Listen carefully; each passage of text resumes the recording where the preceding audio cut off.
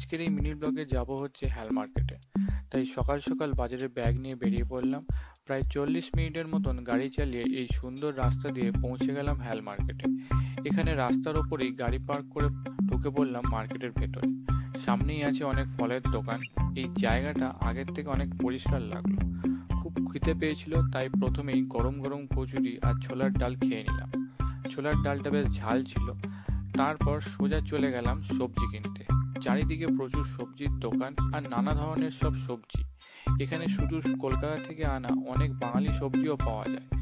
কয়েকটা দোকান ঘুরে প্রায় ডবল দাম দিয়ে কিছু সবজি কিনে চলে গেলাম এবার মাছের বাজারে। এখানে মাছের দাম শুনেও চমকে উঠলাম। কিছুটা উইন্ডো শপিং করে ফিরে গেলাম এখান থেকে। যাওয়ার পথে কয়েকটা বাঙালি ম্যাগাজিনও কিনে নিলাম। বাইরে বেরিয়ে ফলের মার্কেট থেকেও কিছু ফল কিনে নিলাম। আর এখানেই শেষ হলো আমাদের হ্যাল মার্কেটের মিনি ব্লগ। ভালো লাগলে অবশ্যই লাইক এবং সাবস্ক্রাইব করবেন।